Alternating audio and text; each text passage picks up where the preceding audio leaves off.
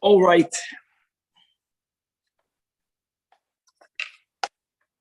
Good morning. With the help of Hashem, we are learning today's 3 Prakim Rambam. We are up to Hilchos, Ishus, Prakim, Yudalid, Tesvav, and Tezayin. We're going to continue as we began yesterday in Perek Yud Beis about all of the chiyuvim that are connected to the ksuba. We are up to now the mitzvah of oina. To better define it, the chiyuv that the husband has lifdoisa. Lirapoisa, to heal her if she gets ill. The chiyuv that the husband has lifdoisa, to redeem her if she was kidnapped, and the chiyuv of kavuda if she predeceases him. If Kevin, if you can put it on you, that would be great. And Perek Yud Dalet has 24 halachas, beginning with halacha aleph. Oina ha'amura b'Torah, that a man is obligated to be with his wife, conjugal rights. So it says, what is that? How do you define that? Kol ish ve'ish kefi koichai ukefi malachta. It has to do with the person's strength and with the type of work that the person is involved in. Ketzad bnei yodam abriyim farakim bohanugim, healthy men who are pampered and indulged. She'ein lehem malacha shemachshelas koichan, that their employment is not doing a work that weakens them. They get to eat and to drink and to spend the majority of their time in a set location. Their obligation to be with their wives is every night. Workers like chayotin, tailors, weavers, construction workers. So here it depends. If they work in the city, their obligation is to be with their wives twice a week. If they work in another city, obviously people come home for Shabbos. The Shabbos, their obligation is to be with their wives once a week. These are people that make a living by drivers. So they are constantly out for longer periods of time. So this is the way of the world, that if you were a donkey driver, you didn't leave that far, pamachas b'Shabbos once a week. Hagamolim, camel drivers, people would use a camel because they can go even further, achas l'shloshim yom, once in 30 days. Hamalachim and seamen, sailors, they go out in the sea, achas l'shisha chadashim, their mechiyuv is once in 6 months. Now, Talmidei Chachamim, you would argue a Talmud Chacham is someone who lives in the city. He's not doing any manual labor. His chiyuv should be every night. No, says the Rambam. The chiyuv is once a week. Why? Because Talmud Torah weakens a person's strength. Okay, many Sipurim we have in the Gemara. Reish Lakish, for example, the moment he was Makabel Torah, he couldn't jump out of the river.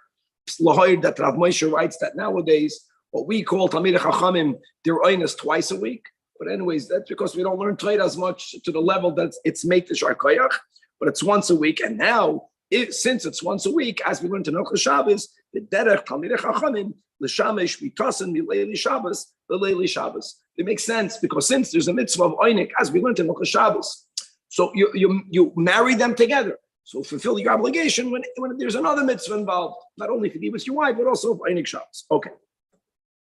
Yesh says that after we establish that, Yesh li'isha la'akev al bayla shelo yetzilas chayda ela lamakim karei. In other words, if a man is working farther away, his chiyuv will be diminished. A woman has the right to tell her husband, I don't consent for you to take that type of work. So changing your job in a way where, it's obviously if your guy is unemployed, he doesn't have an option. But if there is an option, then he has to have permission from her.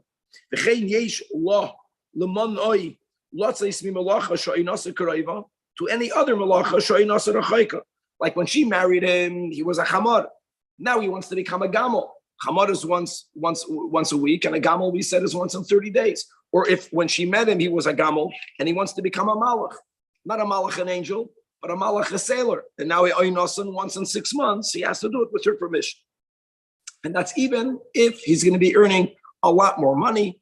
Chazal have the expression that roitza isha bekav v'tiflus Ma'asara kabin u'perishus. Okay, if she consents, that everything is fine. So if he's in the city, the Rambam paskins oinosan pamachas b'Shabbos once a week. But what happens if he decides to go learn elsewhere? Even halachically, shaloi b'reshus nishayseim. For how long? Not like Rabbi Akiva, which he got permission. I'm saying without permission, 2 or 3 years. Every time Allah has 2 or 3, the kasha is, make up your mind, is it 2 or is it 3? But that's the lashon. That becomes a Talmud Chacham, his wife cannot tell him, I don't allow you to become a Talmud Chacham because until now your oina was every night and now it's going to once a week. These are the exceptions where one does not need to have halachically the consent of his wife. It's very important that all of these halachas, God forbid, the Rambam is not saying that people should do things unilaterally. We're speaking halachically if the couple are not yet on the same page and they are trying to make steps that are unilateral. Can one stop the other person or not? Like in all of the Nimaminist, no one is advocating for there to be arguments. But if they came to a point where they can't see eye to eye, so then there has to be some sort of objective determination. Are you allowed or are you not allowed? These are the base rules. Halacha 3. The halacha here is obviously before Chedim the Rabbeinu Gershon. Noisei Adam. Oh, another important thing. The Rambam, even though we learned in Pedikut Bay, spoke about the man's 10 obligations, but 3 of them were biblical. So now we have a shtickle break. Now that we explained She'er, Ksus, and Oina, She'er, Ksus, and yesterday, and now Oina was in the beginning with all of the specifics. Now let's speak about a man who's marrying more than one wife. If Yaakov is married to Leah, and now he's marrying Rachel, he can only marry Rachel if he will be able to fulfill his obligations towards Rachel, even though he's married to Leah. That's the Nakuda. Noisa Adam Kamanashin, even Meya, even though guys, we learned in Chazal that a person should not marry more than 18. But if he married more than 18, it's binding, it's a marriage. Bein b'basachas, whether he marries them all together, bein b'zoach hazu, one after the other. Here is the key. The ein ishto yechoylo la'akev olav. Let me tell you why that's fair. Because from the outset, she knew these are the rules. It's by dinei Torah then. We don't do it now. Now it's usher to do it. When a woman knows that the husband has the right to marry another wife, she knows that from the outset. And who providing and the Rambam is not negating the other 7 rabbinic obligations, but we want to just differentiate or separate. Because God says you're chayiv to your wife, so the Torah didn't restrict how many wives you can have at the same time, but you have to be able to give to each one with a lot of details. The Rambam is going to go like ksus. We said ksus is not just the garments, ksus is where to live. They don't have to live together. Part of ksus is giving each one a dira. You can only do it if you can give each one a separate home. Now there is one difference. The difference is like this: that oina, the Rambam put it in this pedic for a reason. Oina, we said for some people, let's say it's pamayim b'Shabbos. If a man marries 2 wives, he's not mechuyev to do pamayim b'Shabbos with each one. There is a certain loss to a limit that will happen to each wife. Depending how many wives he has, and the Rambam goes to the following case. Now the Rambam said a poyel is, guys, twice a week. So a poyel, he doesn't have to be with each one twice. I'm sorry, Shabbos. He is only going to be with his wives twice a week, which means once a week with each one. Let's go further. If he marries 4 wives, it's going to come out that he's going to be with each one once in 2 weeks. Let's go until the end of the halacha. And therefore, let's take it to the limit. If the person is a malach and he's only with his wife once in 6 months, if he has 4 wives, so it's going to chap that he's going to be, his obligation to be with each wife is once in 2 years. Therefore what? That when it comes to ksus, every wife has to have her own garments. Every wife, you have to provide for each wife her own home. But when it comes to Aina, there is a permissibility for the man to fulfill his total obligation, dividing it by as many wives. Therefore, Rabbi, you cannot be with them, with each one more than once. I mean, let's finish this halacha. A man should not marry more than 4 wives, even if he has a lot of money. This is, by the way, this is fitting to a Talmud Chacham. Was one. In other words, even though he's allowed to spread his chiyuv to all of his wives, but the Chachamim did not want for a woman to be in a marriage where she will be with her husband less than once a month. So how do you do that? Only have 4 wives. Halacha. Kevin, I hope that answered the question. Well, I was saying, can he be with 2 of them in the same day? Yeah, if he's able to. Right. He's not obligated. Halacha. Hamadaris ishtoi shetoim ela acherim masho amala o masho amroloi medivrei schoik vekalos roish shemadaber adam mishtoi alis keitashmish. And man, we learned yesterday, Bekitza, there are ways you have to know how to formulate a vow, and the vow will force her to reveal, to share with others the type of frivolous conversation that a couple can have while they are together. And that's something very personal, and she's not comfortable with that. So he has no right to do so. And if he's binding her with that, unlike what we learned yesterday, sometimes you give him a month, you wait here right away, you force him either to be mated the nebet or to divorce her and give her the ksuba. She's not comfortable with that. If a man makes a vow that is going to require of his wife that he should take certain actions in order for her not to get pregnant. As we have in Chazal, that if a woman jumps right after Tashmish, she makes sure the zera leaves her body. It substantially diminishes the possibility for getting pregnant. Some old types of birth control. He's not allowed to do that to her. Or he has any other craziness that she's not comfortable with of how he wants her to behave during Tashmish. If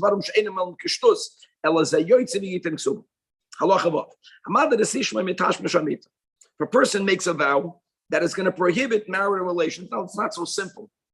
The Rambam is going to tell you how such a vow can even be made. In other words, a man is obligated to be with his wife. We already learned yesterday, and twice already in this series this year, that you can't make a neder against what the Torah writes. But there is a way for him to make a vow which will, at the end of the day, prohibit them from being together.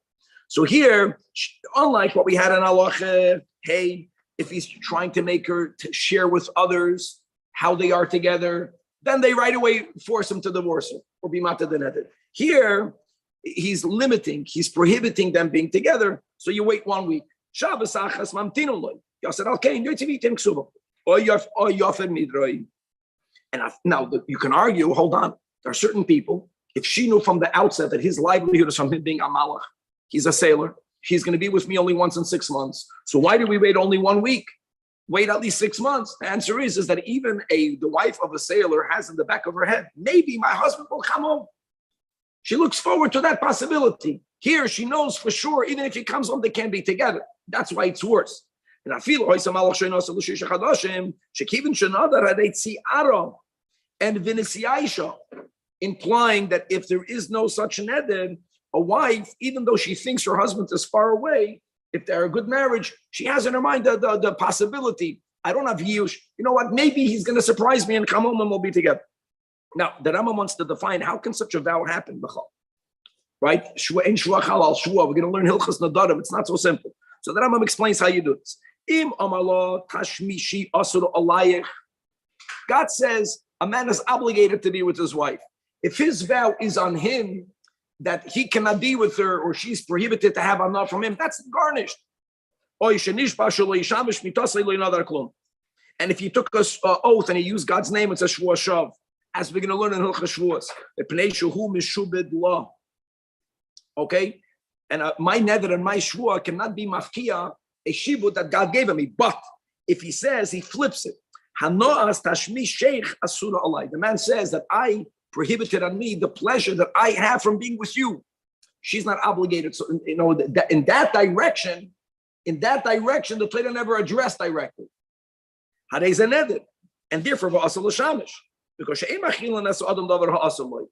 and therefore, again, they force him to be mata neder or to divorce her after a week goes by. Halacha 7. A man is not allowed to deprive his wife from him being together.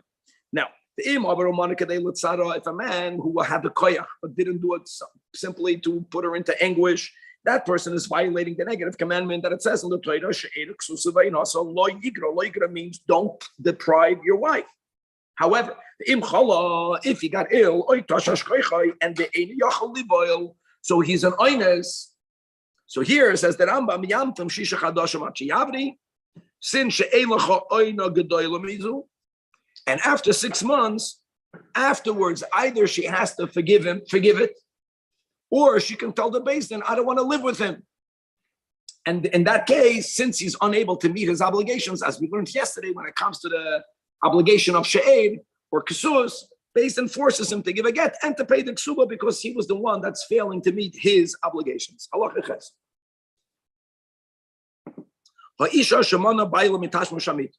let's go in the opposite direction. A woman is withholding marital relations. That is the woman to whom Chazal refer to as a moiredes, a rebellious wife. And here we go. Imagine you're the Beis Din. You have to know how to deal with this. So first, they ask her, and the Rambam will differentiate in principle and root between two responses. If her response is me'astihu, I'm repelled by him, I'm repulsed by him, I'm disgusted by him, I just can't be with him. So then the din is, we immediately compel him to divorce. Why? For her benefit. Your woman is not held captive for her to be forced to have relations against her will. That Rabbi Notam and other Rishonim strongly argue with the Rambam because you have other opinions that say that we are chayish, that maybe nasna a neha ba'achir. She met someone else. She wants to be with someone else. So therefore, she'll tell the Beis Din, I'm disgusted, I'm repelled by him. The Rambam doesn't hold that. The Rambam says if a woman tells the Beis Din, I can't be with him, then listen, they get divorced. And he doesn't give the ksuba. But the point is she gets a get. Because you cannot compel a woman to be with a man if she doesn't want to be with it, even though they're married. However, it takes it like ksuba. Now let's go into details. And a lot of this will become clearer as we go through these chapters. The titel below yoiseha hakayom. Now we learned yesterday that when he buys her clothing, so he buys it during winter. That was the case that Rambam gave. And then as you go on more 6 months later, it's already a little bit worn out. And then after the year, when he buys new garments, she gets to keep those garments to use it the Eis Nidaso. So these worn out garments, he says, she keeps. I'll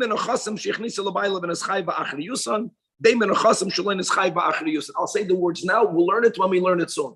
There's nichset shein barzel and there's nichset maloi. She loses none of them. Whatever is there, because if a woman is ma'us to be with her husband, you can't tell the husband you have to stay married to her. You can't be with her. She doesn't want to be with him. And she doesn't have to give the ikar ksuba. But whatever she brought into the marriage, she takes back with her, whatever is there. But other than that, anything that belongs to the husband, she doesn't get to keep. To the point, even the shoes on her feet, the kupach that we learned about yesterday. That's unlike the beloyos. Beloyos means it's already worn out. It's already worn out. Anything that has some value is something that the husband keeps, he or she gives it back to him. And all of the gifts that the husband bought his wife in marriage, and she has to return it because the takes it. Now, guys, remember, that's all if she says, I'm not with him, I can't be with him, I'm disgusted with him. Now, halacha 9, another thing, guys, if the husband says, he'll wait, we're going to go to therapy, the husband has the right to do it. Again, the Beis Din always tries to make a reconciliation. But if he says, I can't be married to her, I can't be with him. And she says, I can't be with him, that's the point. He has to divorce her. She keeps all of the Nedunya. We're going to define this better. And everything else she gives back to him. Halacha 9, but there's another type of meredes. The other type of meredes is she's upset with him. And he's not listening to something that she's trying to communicate. So she's telling him, listen, until we come to an understanding, you listen to me, I'm not going to be with you. What do you expect? That's another type of meredes. And by the way, it's going to be the other way direction soon that Rambam will speak about a man who does. So this is the two types of meredes, ma'astiu or letzairai. Okay, so then I'm afflicting him or because he curses me or because he fights with me. So then if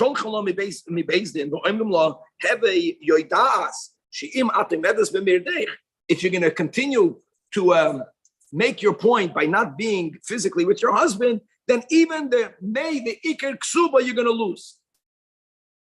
Now, guys, by the way, by Astiu, she also goes without a Ksuba. Ain't a Chanami, but first they notify her. In other words, when people are fighting, the halacha says there's a much greater chance for there to be a reconciliation. Because then you can tell her, listen, you want to make your point, don't make him breakfast. There are other ways. Converse. Don't use this as a tool. And more time is spent. When a woman says ma'asti, it's a much bigger problem. She's disgusted with it. And such things happen. You should know. It's not so plush. Now, as opposed to the Tosefes. The Tosefes of the Ksuba, we learned yesterday that the man adds to the Ksuba because of the Hano Azbia that he had when he married her. So you can argue sometimes that there'll be cases where even when the man won't have to give her the Iker Ksuba, he's going to be chayv to give her the Tosefes because that pleasure he had because he was with her. This is the value for a Kula. It doesn't matter. Even, it's the minimum amount. Even if you're not going to get anything. And then they're not done yet. Then they make announcements in the Bati Mesias and the Bati Midrashas every day, 4 weeks in a row. And they notify everyone that such a woman is Moeredas al Baila. In other words, it doesn't mean you do this today in the Beis Medrash. They didn't have WhatsApp then. You put social pressure. We do this on the husband also. But there are certain scenarios that you resolve conflict by telling the person you have the right to be upset, but you are expressing your upsetness in the wrong channel. And that's wrong. And people are going to know about it. And many people, once they know that other people are going to know about it, they're going to change course. Now, we're not done yet. The halacha yud, after these announcements are made, they send for her another time. And they tell her, again, they tell her, you're going to lose the ksuba. The final step, which is beautiful. Up until now, Beis Din never spoke to her. You see, in halacha ches, when a woman says ma'astiu, right away they speak to her. Here, the Beis Din is hearing it through a shliach Beis Din. They have to now hear it from her directly. That's the line over here.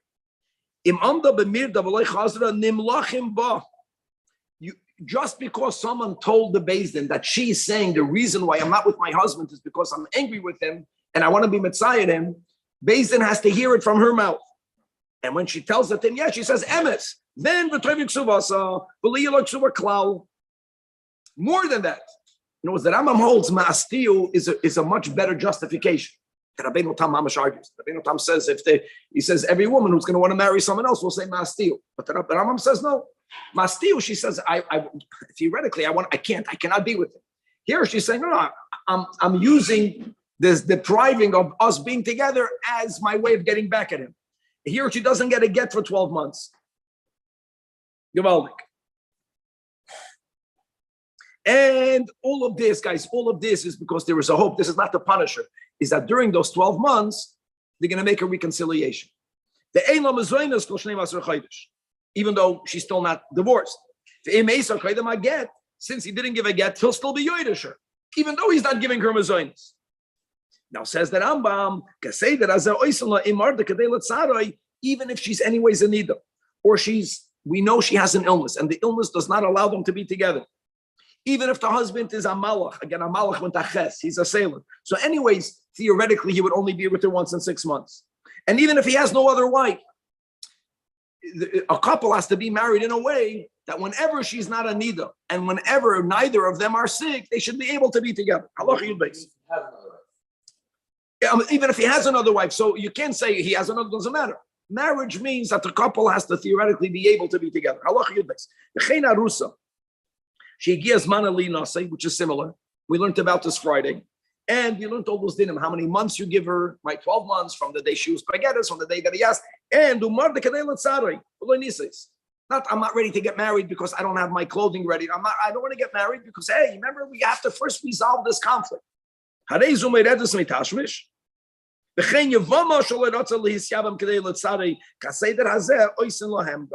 by Hilchas Yavamas that the Rambam paskins that Yimum is more important than Chalitza. That's why if she's saying that I'm a Moiredes Kadei Lotzaroi and they really should ideally do Yibum, then you go through all of these steps. Halacha Yud Gimel. Hameredes Azois Kishe Yoitzes Ach Shneim Asar Chodesh L'Ksuba also Tachser Kol Davar Shu Shal Bal. However, unlike the Moededis, because Ma'astiu that gets to keep everything, here there's a doubt. And because of the doubt, the Rambam is going to basically paskin all of the items that she brought in, and also that are still kayamin, all of the used out garments that are still here. If she chapped it, then ein moitzin miyado. Like the Moededis by Ma'astiu. But if he grabbed it, then ein moitzin miyadoi. Wow. If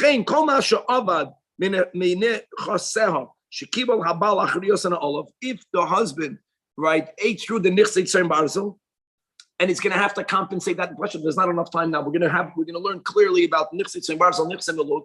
But normally he would have to compensate it because he guaranteed her that minimum amount. He doesn't have to compensate. Ein mishalom laklum. Because whatever is there of the real estate she takes. But if he owes her in addition, he doesn't have to give her. Zehudin al Talmud b'amoydes. Right. Basically, either one can. Yeah, correct. No, the point is that Ma'astiu gives her more rights. Halacha Yudal. V'amru hagoinim.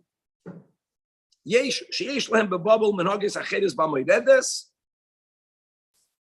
The Rif paskins that if a woman says Ma'astiu, she gets the ikar ksuba.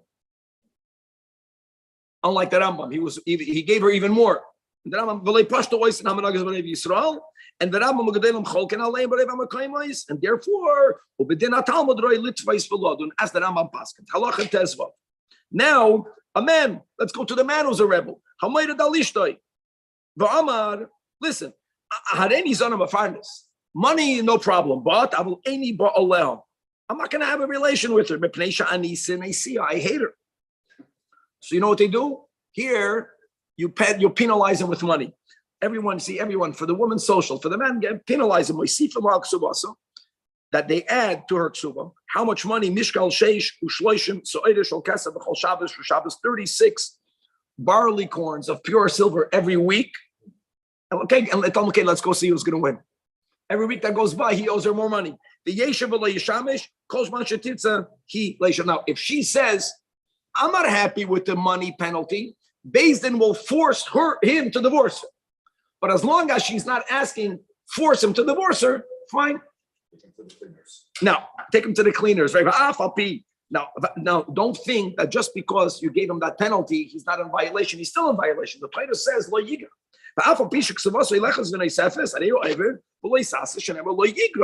Right? Don't deprive her of neither of the three, and he's depriving her of Aina.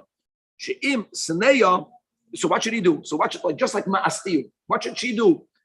He has to divorce her. They tell him, if he tells the Beis Din he's repulsed, but he cannot be with her, then give her a get. And give her a get, and you have to give her a ksuba. But to tell her, I'm not going to give you a get, but I'm not going to be with you, that is what's prohibited. Now, you don't get Malchus. Why didn't you get Malchus? Because he's not with her. It's a non-action.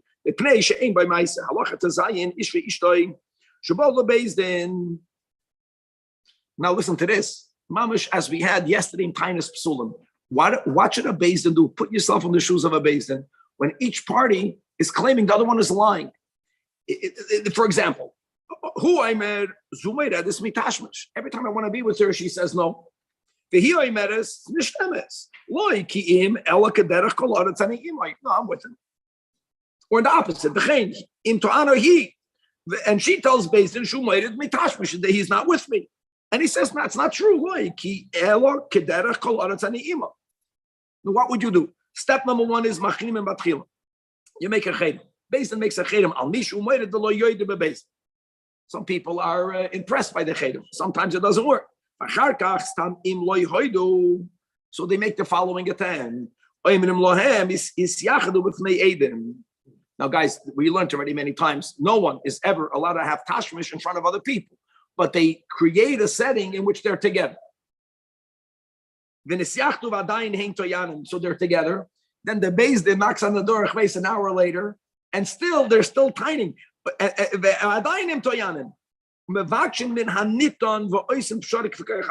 Rambam says that Beis Din has to spend time, and here you can't give details, in conversing with each party, and hopefully you can come to an understanding. There is a problem over here.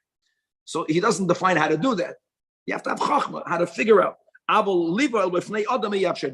force them to have a relation that is impossible.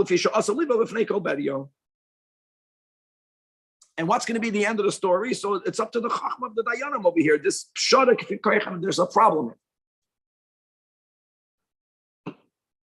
There's a lot that Rambam doesn't have to write, but just learning these dinim. We just learned the din of ma'astiu. I mean, there are certain things a woman can say, and the man will have to divorce her.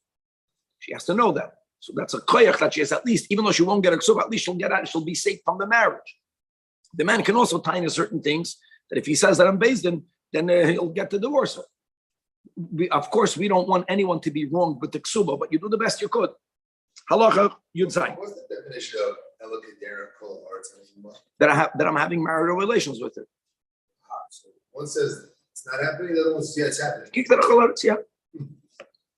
Well, one thing is marital relations, for the other one that's not married, you have to, there's a lot of, you can't speak out all these things over here. They're not satisfied over there. But is the Bezin has to be a complicated psychologist? Not so complicated. Bezin has to be able to, these are conflicts. Some of them are very difficult to know who's saying the truth.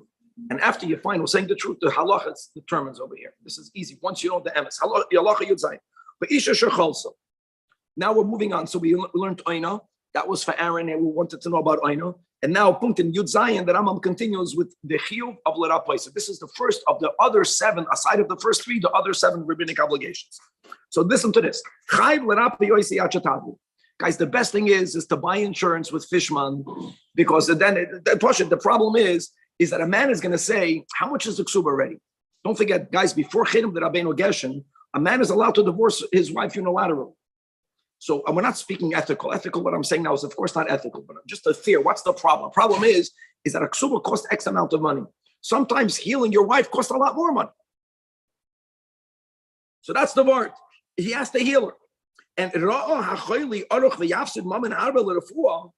if a man sees that to heal her, it's a lot of money. It's going to take a long time. And therefore he tells you, you know what? Listen, I got married. I understood my financial obligations. Here's all the money of the ksuba.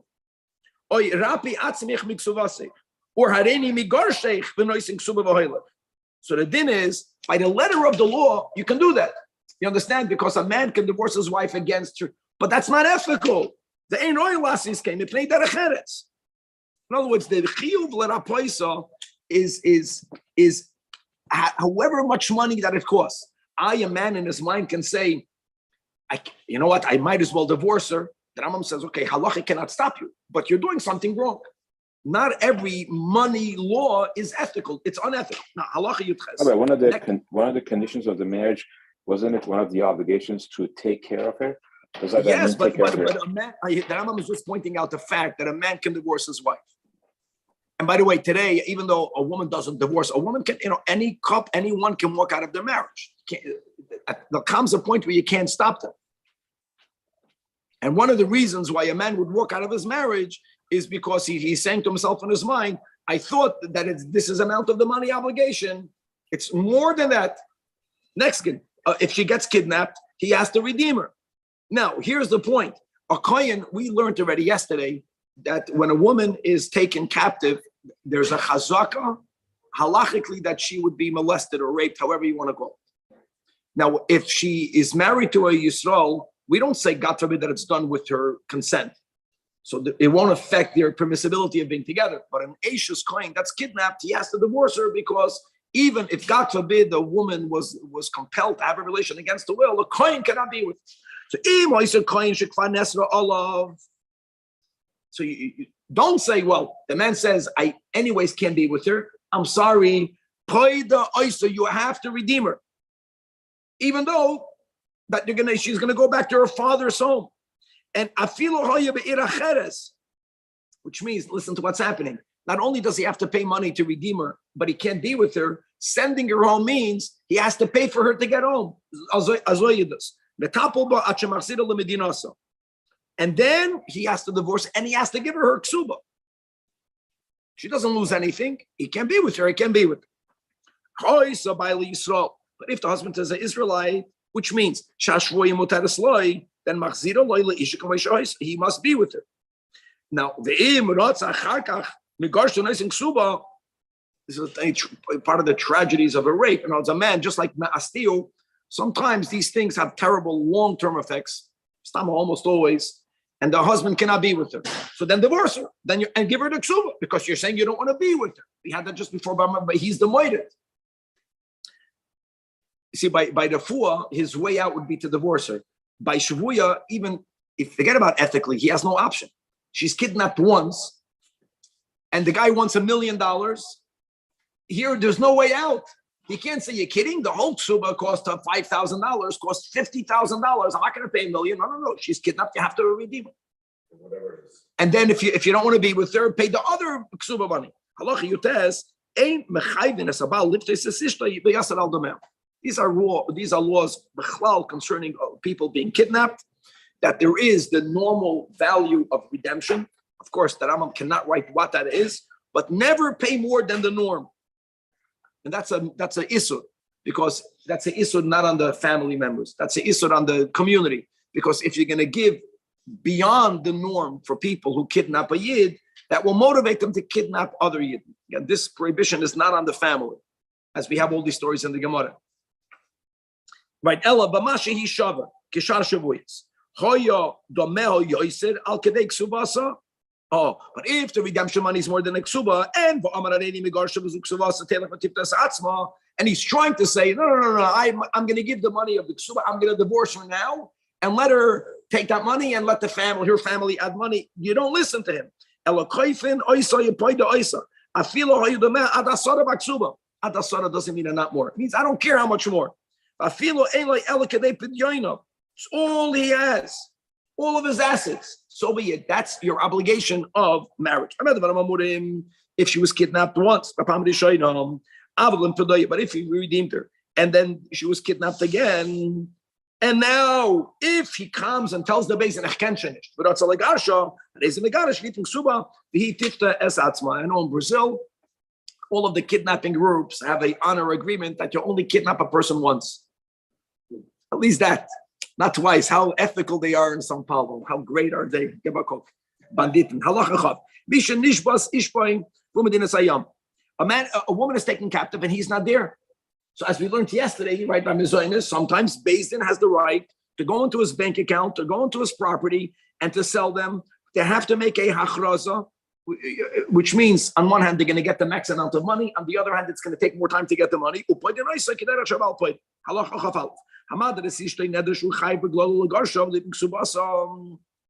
And then makes a vow which will compel him to divorce her, as we're going to learn. We just had this now, right? If he makes a neder in a way where they can't be together, and the nishpas achar shehidiro, she gets kidnapped after he made such a vow, since the Torah is already obligating him to divorce her, eina chayv lefadoisa. Shemei shehidiro neschayev legarsha, because from the time that he's obligated to divorce her, right, he's chayev legarsha and velitin laksuba.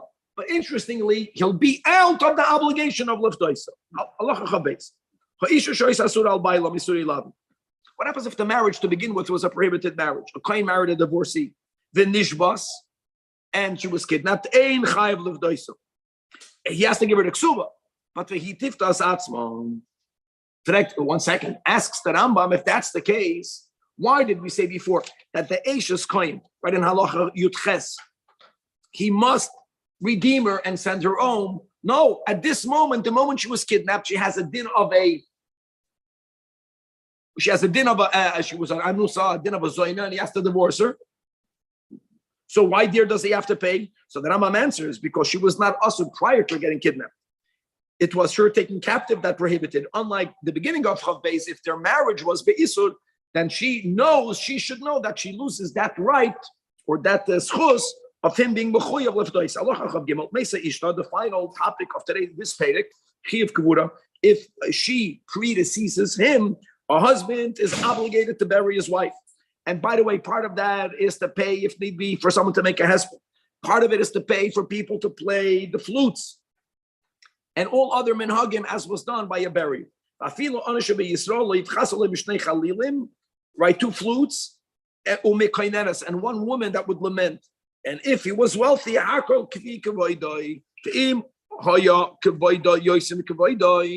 if she came from a family that was wealthier than his, in English, he married up, then when it comes to the burial, let's begin over here, he's obligated to bury her as her family would be buried. More money. Why? Very important statement. Even though the Rambam introduces it by burial, it's not only burial related. If they are both coming from a different social status, halachically, a woman only goes up in her social standards and never down. So if she married into and his family is wealthier, he's going to be machayev, conforming his social status. If she comes from a wealthier family, he has to go up. Final halacha chavdalet.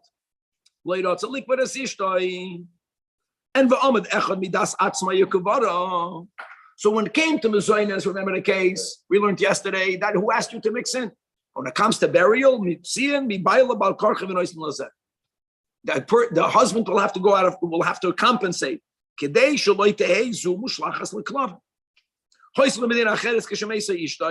therefore, based on Yordil and Achasav, and when it comes to burial, when it comes to a woman held captive, the sense of urgency is not as great as when it comes to burial.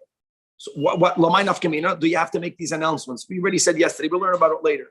But whenever you announce someone's property is being sold, the upside is that more people know about it. So there might be a bidding war. So there's a greater chance for more money to come in. The downside is you have to wait. You have to make achraza for 30 days. Here, she has to be buried. So you sell it with loy achraza.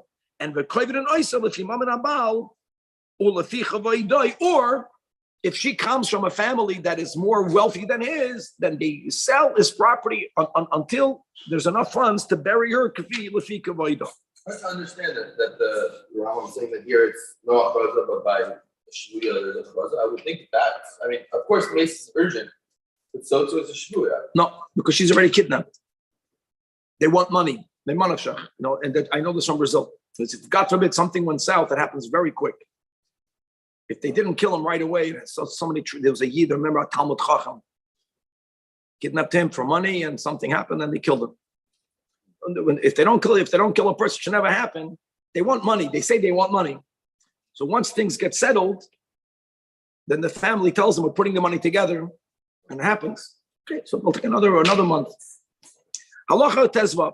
Listen, Shuki, every case is a case. If there's a chashash, of course, that the life is in danger, then you don't make a achros. The norm is that they're doing it because they want money. And they understand. I mean, if they're normal people, they understand that sometimes it takes time to put money together. Okay, halacha tezvav, chevra, we're moving on. We're going to have more on oina. We're going to have in Pedek tezvav a couple that's not having children. We're going to have the concept that mitzvah for a man to be machabed his wife more than he's machabed himself, and much more. Pedek Tezvav has 20 halachas, and let us start with halacha aleph. Says that Rambam ha'isha shehirshos es baila achar hanesuyin sheimna oinasa. If the woman tells the husband, I forgo the conjugal rights, hadei mutter. B'medvar mamurim b'shohayu loy bana. If he already has children, not sons, children, as we'll see in a moment, meaning shekvar kiyam mitzvah spiriya v'div. Avol im loikiyam, if he did not fulfill his obligation of having children, chayav livo b'chol oina achi yolei banim. Mipnei shehi mitzvah asay shel Torah shenemar pru uravu. However, and Rambam doesn't say if she forgives, right? Then when it says that he's chayav she'eiro ksusa v'oinasa lo yigra, he's not violating yigra if she's moicha. Don't you deprive a person something that they want. If they forgo, but you're violating prudavu. Halacha beis. Okay, now let's go into prudavu. The man is obligated in period vidya. A woman has no such obligation. It's amazing where the Rambam put it in. So the din is, now guys, I know there are different girsa'is, and the Rambam people here are learning from the Chayenu people are learning other. Here it says, mi ben sheish es lishana or mi ben sheva es lishana. I want you to know that in other Rambams, the girsa is mi ben sheva es lishana. And what does it mean? We already spoke it out. from 17, from when you enter the 18th year. Notice when the Mishnah says Shmoina Asa L'chuppah, the Rambam understands it. It's from the beginning of the 18th year. That's what we would call turning 17. That's what we would call turning 17. Very good, because when you turn 17, you finished 17 years the day prior, and so that is when it begins. But there are stages. Once the person is a full 20 years old and they're still not married, now wow, these are the steps. And why you can ask a question, doesn't make sense. If the chiyuv begins when you enter the 18th year, so why didn't you say you're over right away? The answer is because it takes time for a man to find a wife. So the reasonable amount of time is, let's go, is 3 years. Interesting halacha.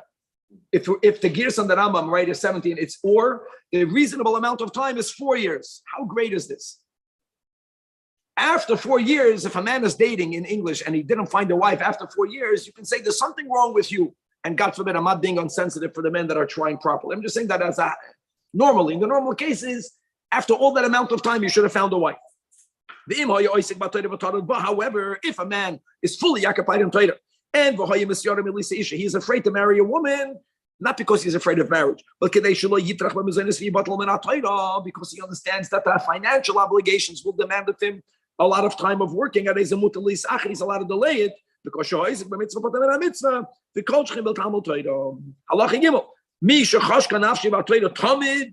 even more, and that's why he didn't get married. Then we say ein biyadai avin. And then when if he does not feel his natural inclination is occupying time and he has to fight with it, and that's, by the way, that's even if he has children. Because a person cannot live in a way where they're constantly having improper thoughts, which is why a man, the healthy man, should be married. Okay, so first of all, we established from what age, and we understand that it takes time for a person to find the right spouse. So we give him that amount of time from when the chiyuv begins until he's 20 years old. Or if he's a yeshiva bacher that's properly learning, so you want to learn until you're 22. If you're in mid, until when you're 30, but that's okay.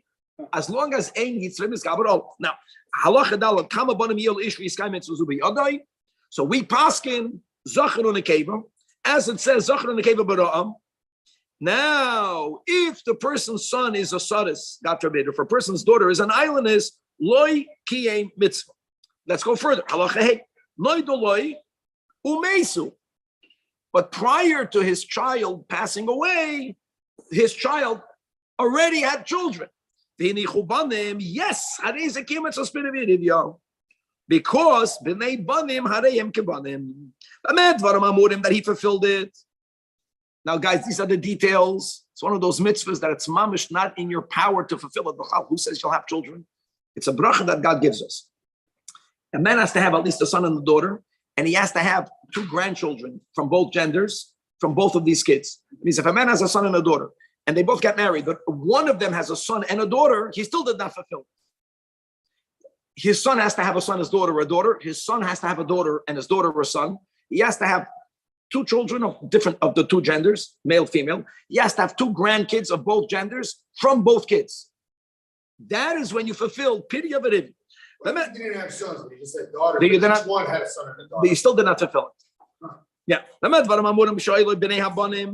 If you have grandkids, are Zachac on the cable. Guys from our group, I think Shmulik fulfilled the mitzvah. So far, I'm working on it, but we're not there yet. It's a shem, Rabbi. Yeah, Shmulik, you were Mekayim Piravid, I think. Baruch Hashem. And Asach Baited until 120 more. And the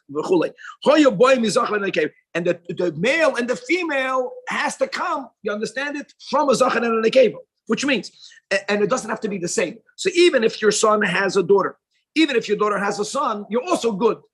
And why does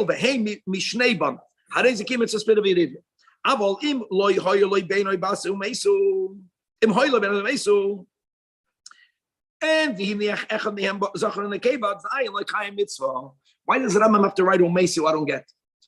Even if they didn't die, it means he will never fulfill it.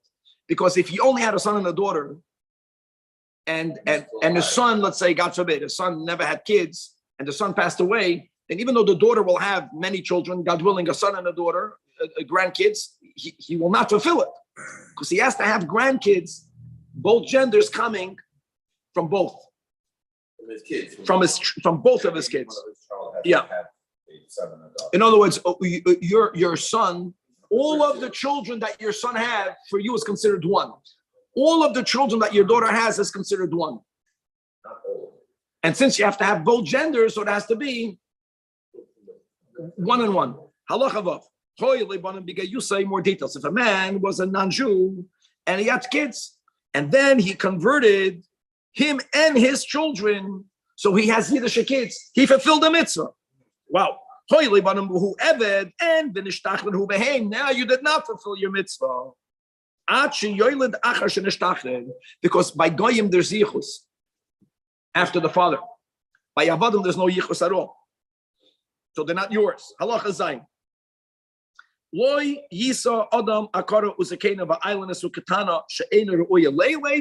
if he already fulfilled the mitzvah of Piri Avadivya, or if he has another wife through whom he's able to fulfill the mitzvah, because you're getting married also to have children.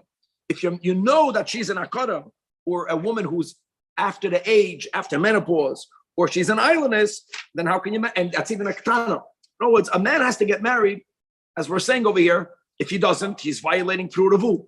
At least be with a woman that now is able to have children.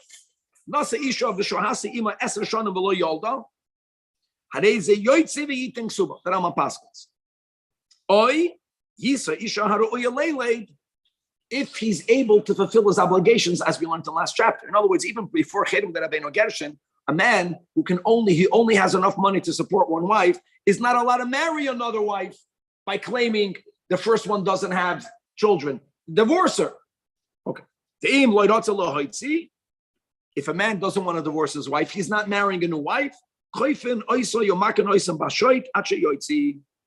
You compel him to fulfill Pru Revu. Wow. Te'im amar eini boy Allah. V'hareni shoichin ima b'fnei Edom kadei shleis achen ima. Bein sho'amrehi, bein sho'amarhu, ein shoymin lo yela yoytzi o yisa isha roya leile. If a man says, do me a favor, don't force me to divorce her. I can't have kids with her. I will not be with her. I'll halachically make sure that there are other people living in the house. Why do you want me to divorce her? You can't do such a thing. I'm not implying that she can't have kids, but he's not allowed to be with her. I was saying he has to divorce her or marry another wife. A man, so he said, why wouldn't he just marry another wife? Because he can't afford to. We just learned that from a man marry the other wife, is he still allowed to be with his first wife? If he's before Chedim Rabbeinu Gershon, of course. A man can have two wives. He just has to be able to fulfill the she'ed ksus and oina for both wives. He's unable to do it. He doesn't want to divorce her. He's saying, okay, but I'll be as if I'm not married. No, either divorce her, you have to divorce her, or take another wife. Allah cheches. Sho'asa es hashana v'lo yoldo. V'harehu yoyda shichva zerak achetz. So first of all, there's two dinners we're having the whole time. Can you be married or do you have to get divorced? There's another question. Are you chayiv de ksuba? Now we're going into a money question.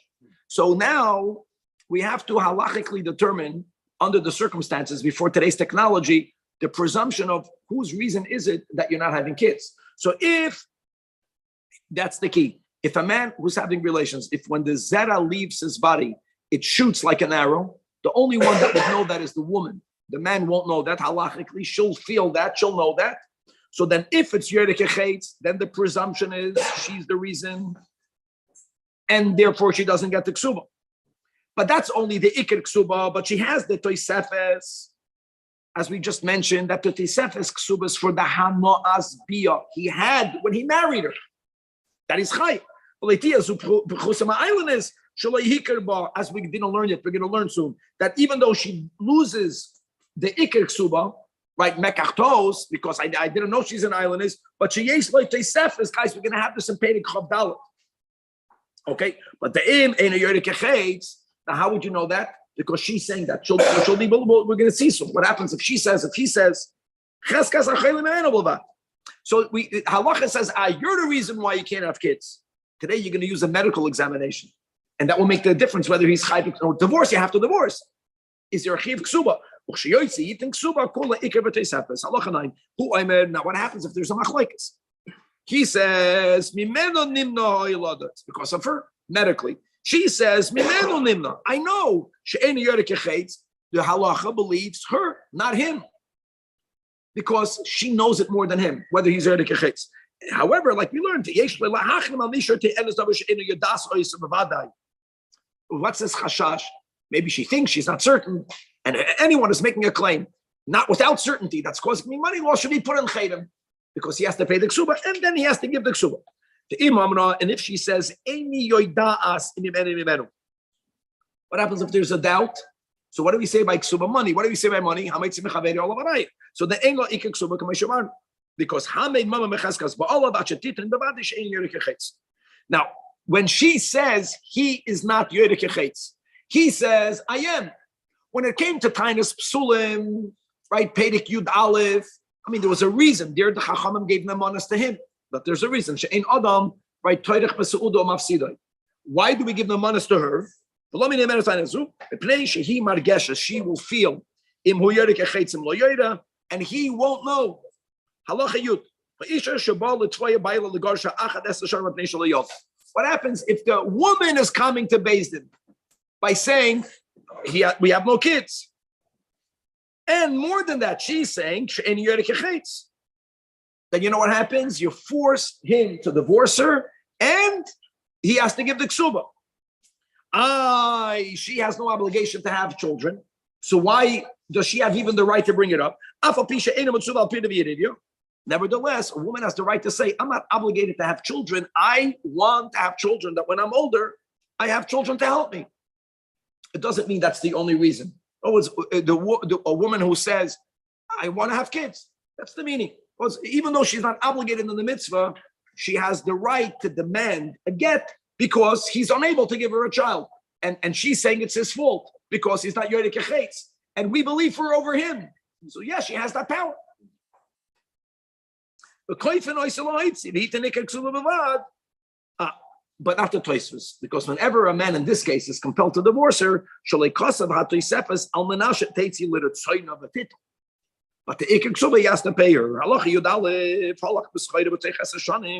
So, but you wait for 10 years, right? You wait for 10 years. What happens if during those 10 years he was traveling on a business trip, or he was ill, or she was ill, or they were in jail, and not together in a different cells?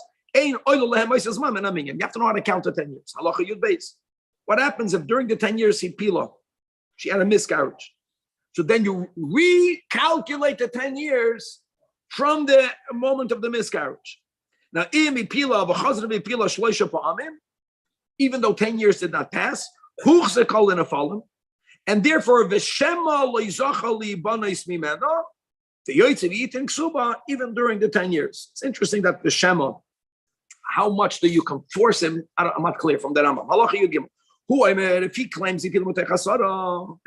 why did he say that? Was once. No, they're trying to force him to divorce her. He doesn't want to divorce her. Based on saying 10 years passed. You say, no. 4 years ago, she had a miscarriage. So now you begin recalculating again. And she says, Lo hipalti nemenes. Because the fact that she's making a claim that it's not true, which makes her into a halachic akara, we believe her. And she says shloisha, again, which means you have to divorce me. Nemenes. The yoytze v'yitin ksubim. B'chol zeh mashbiach shvosesa shlei pila shleisha shebetoin azu is chayv litin mamin. No, he can compel her to make an oath because in all of these cases he's chayv to give the ksubim. Halacha yudal. Nisa is le'echad. V'shoa se'ima es hashanim v'lo yolda. V'hoitzia. So another man is allowed to marry her. In other words, even though the man is yoyde kechetz, you never know. He can be yoyde kechetz and his sperm is dead. In other words, you can't say another man, you cannot tell the second man to a husband to be, you can't marry her because you didn't do the mitzvah yet. Maybe she can have children, even though the first one was compelled to divorce.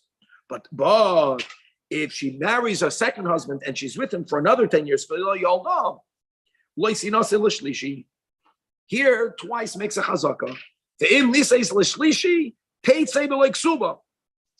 Why? Because a man is obligated to do Prudavu. Elam Cain, this third husband already has a wife, or he already fulfilled the mitzvah of Pirya Vidivya. Allah Tezvav. Shabala based. And Ba'amra Baili and Yochal Shamish Kedarach Kol Aretz. Shimu Shemoilet. She says, my husband is impotent. Or she claims any Yerek.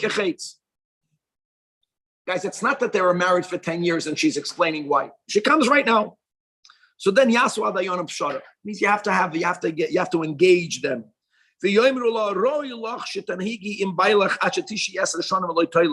And only then come and demand. But the aim koif in isolation. In other words, if a woman is saying my husband cannot have an erection, then what do? She doesn't say that. I'm just explaining. So then at the end of the day, he's going to have to divorce her. You try to make up pshara. Why did they ask her to stay married for 10 years? Especially if he's not doing up his because he's denying it. That here he's saying like before. I'm being with her kedarach kol haaretz. Guys, if a husband is moida right away that I'm not yoyde kechetz, or if her husband says it's not working, and she's telling a basin, I don't want to be with him, they force him to give her a get and to give the ksuba because he's not being mekayim the oina. He's saying he's doing his job. So whenever you have this type of machloikas that like we had before, it's not so simple. You have to have a good psychologist there to speak to the couple. Here he's denying. He's saying no, I'm with her. That's called yasab pshara. Hopefully there's some other issue over here. Allah Tazai. Don't say you have a son and a daughter, you're good, you're off the hook. Guys, koyach doesn't mean koyach to have a physical, conjugal relation. Koyach means also you have to have koyach to raise your children, right? If you're 80 years old and you're still functioning, but you won't be with your child at all, we're not saying that you have koyach to raise children. Shekol hamoisib nefesh achas misrol keilu bana olam.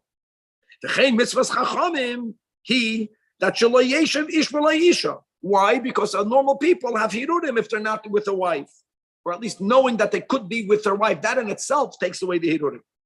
And also v'lo seishev isha v'lo ish because shelo teichashev. It's interesting that it's talking about if he's physically able to have kids, but it doesn't say that as long as she's able to. No, obviously. No, because Okay, Shmuley, if a man is married to a wife and he did Pidivya Rivya, and now they're 50 years old or 60 years old, God forbid to tell him you have to get divorced. He's saying that as long as she's able to have children, obviously if she's not able, then they won't have more kids. The Rambam is not saying that if a man he has to marry another wife, chas v'shal. That is only if he's married for a wife for 10 years. Halacha Yudzai. In the next halacha means what the Rambam really means to say is that if a man is suspicious that his wife is interacting with other men inappropriately, so then there is the right balance of being mekana her, but and don't jump in right away, warn her in front of two Adam. Don't do that. Ruach Tahara means that you have to be able to inspire your spouse to behave better. And all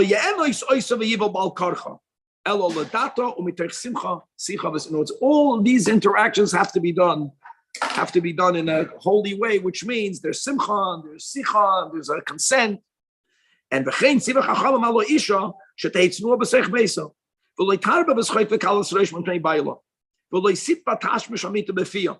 ולא יסיע מדברס בעסק זה, ולא ישים מבעלה כדי לצערי עד שיוסף באהבוס, אלא נשמס לי בכל איש ירצה.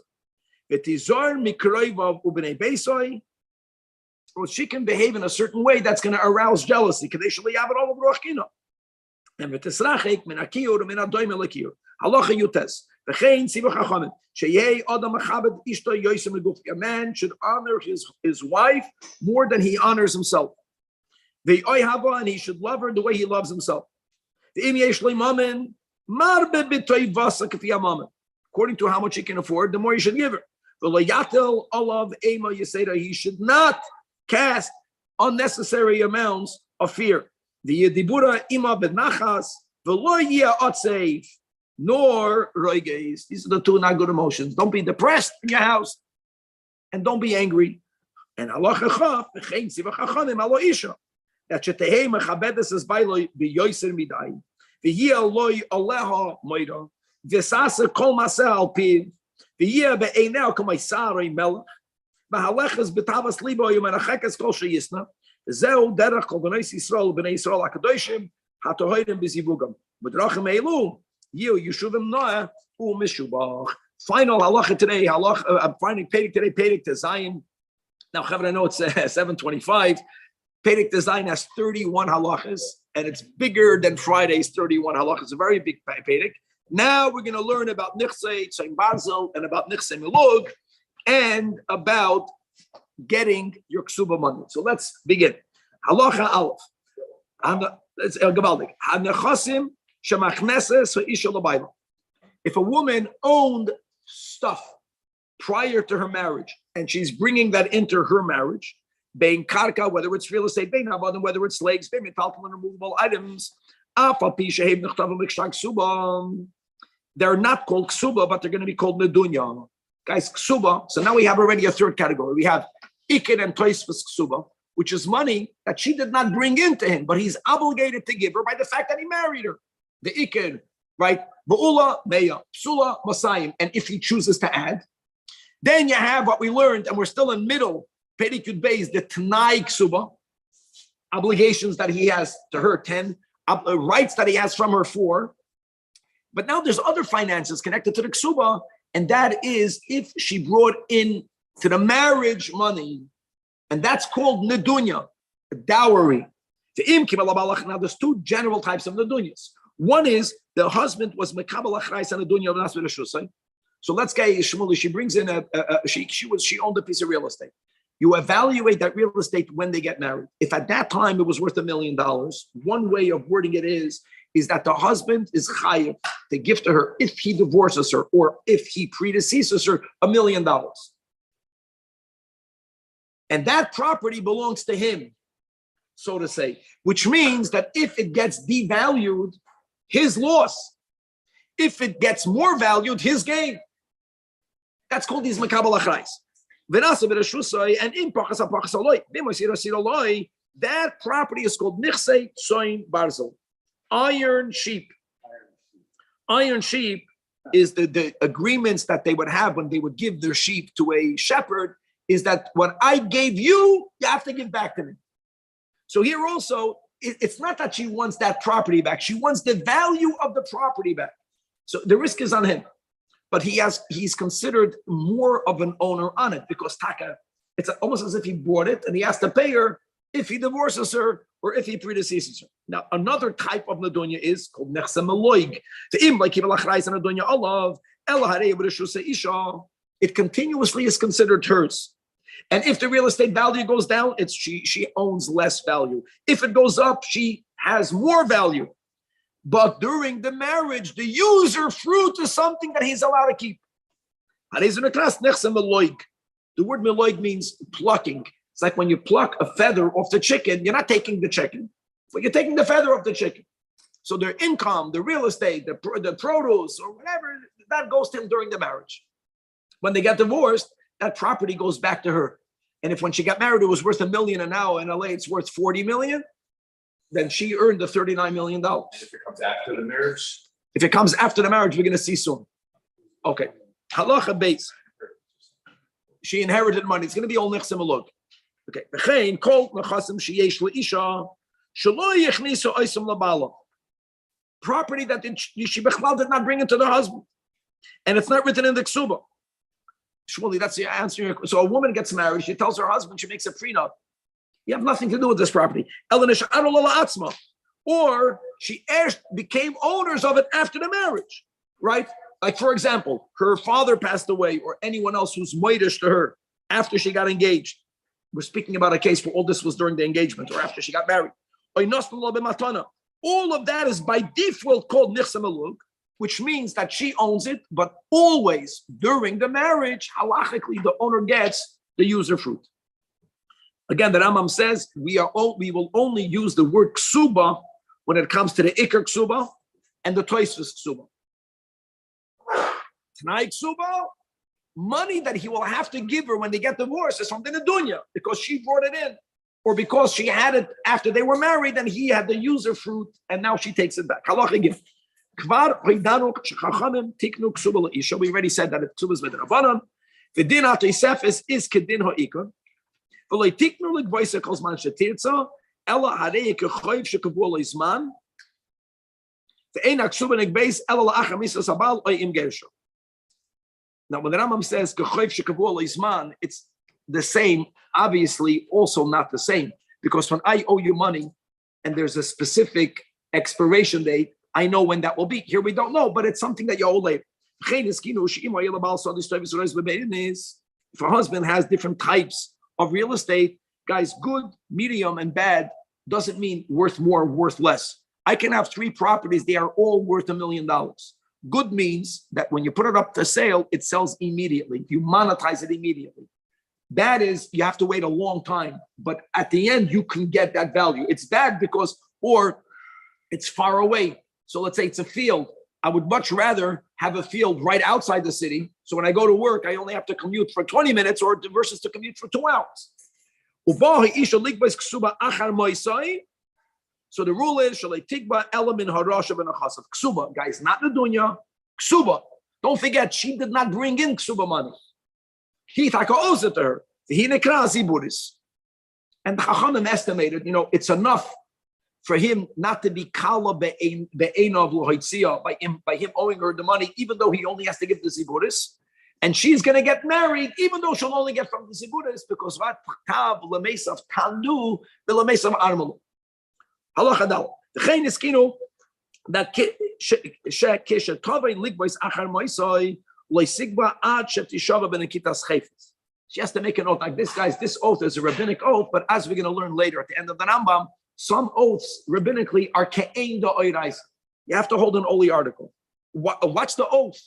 Every time a woman collects a ksuba, guys, not when he's alive, if he dies, because then whatever she won't take will go to whom? Will go to the Yisayimim.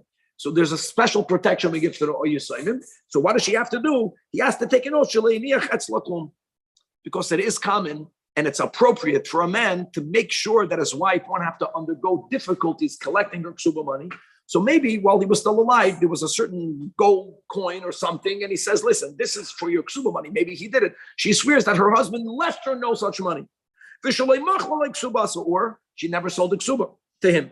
Even though if she sells the ksuba to him, we learned before, a man has to divorce her, because now it's easy, but if he didn't divorce her, but he already paid for the ksuba, if she was meichel the ksuba, again, it's not something that you could have done, but maybe she did it.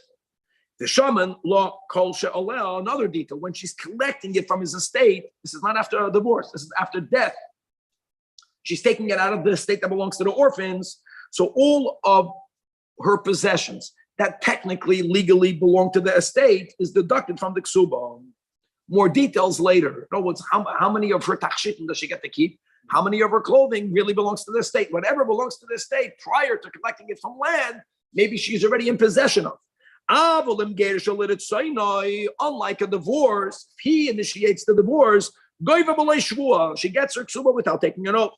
And the ain shaman like sushalel. You don't deduct the clothing that she's wearing. So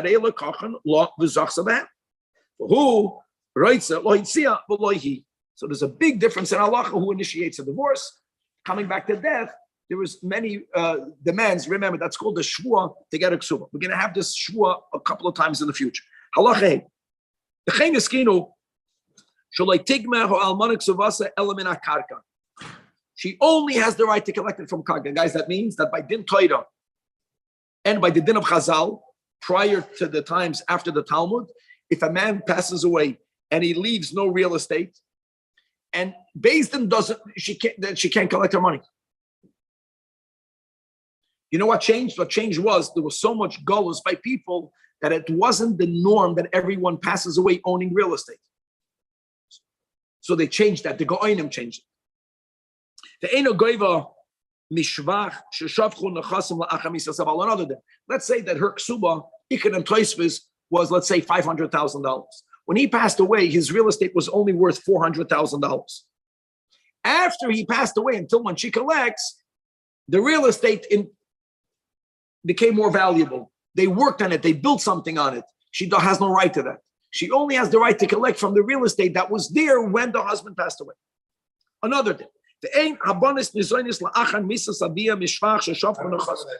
Rabbi, what if it just increased in value just because value went up and then no work was done? I think we're going to learn later. I think then she does get to collect it. It's an appreciation in value. It's Yeah. We're gonna have more details about this specifically. So, I don't remember for sure. I think that it's about if money was invested in the property and they made it be worth more. That's that additional worth is not hers. The point that Rambam is making is that if a man dies and he leaves no real estate, she cannot collect her ksuba. Before the Go'ainim changed that. The Go'ainim said that a woman can collect it, even a widow, from movables. Okay. And also, one of the Tanai Ksuba was that the daughters who don't have the technical Yerusha, but they get to live off the estate until when they get engaged. They also, right, cannot take that mezainos from the evaluation that happened after his passing. Another thing, if the man had real estate, but he sold it after he got married. So the din is that the widow can go and collect it. She cannot collect it from the shvach that this loikeach added to the property. Not by the case of a ksuba. All of that comes because, number one, like we said, she did not bring the Ikeda and the Trespass ksuba in. She did not bring that money in. Number two, a woman wants to be married. So she's maskim lechatchila, even though she knows that in these circumstances she's not going to get all of her money. Halacha vav. That if money is being used, she's going to get it from the least desirable coinage. Guys, we're not speaking about a coin that has less value, but in the times of Chazal, there's a concept of a bat coin. A bat coin would be lamashal today to a dollar bill that's partially ripped. It's a dollar bill that if you take it to the bank, they have to give you the value, but not every merchant wants to deal with it. There, the coins would get rubbed out. There's that in-between area. The coin still has the value, but it's like real estate until you sell it. A man couldn't give his wife. It's like ziburis.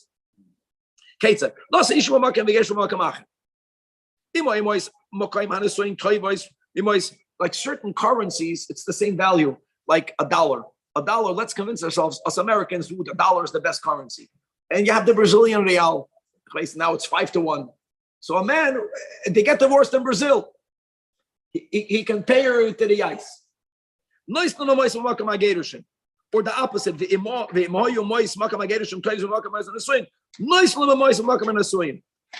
It's the same value, but it's harder to exchange. But if they specified in the ksuba, Madea Yedua dollars, by the way, is not enough because you have Australian dollars, you have Canadian dollars. If you wrote US dollars, then Harekedin Hamalves Haverim Madea Yedua Shenoithin like Hamashel Kamashizbar Vilchasal. Halacha 7. Now, Tiknu Hagoinim, Bechol Yeshivis, Shetehei Ishon Givas Ksuba Acher Mrs. Baila, Afmin Amataltalin. Again, that remember, that was because it goes. It's not everyone had real estate. Once it was a norm that people can live a whole life and die only with metaltalin, and then it's not fair. Unlike then, the norm was people owned some real estate. And says that Rambam upashta takonazu b'chol Yisrael. Now, shor tanai ksuba kulam kaksuba hein, and therefore, after the takoinis hagoinim, like we mentioned, that you have to be mazing your daughters. We're going to learn all these details. We didn't go through all of these chapters yet. Again, it's until the end of chapter 23 when we're going to have all of the 10 chiyuvim of chapter 12. That after the takoinis hagoinim, it could be collected from metaltal and like from karka, with one exception, and that is chutz miksubas benin bichrin. We'll explain this in Pedicure test. Pasha, there's not enough time. That's one of the 10 we had in Perikut Beis. It's one of the Tanai Ksuma. That can also be collected from Metaltal. And so you go back to the din of the Gemara of Chazal, only from Karka if you left Karka.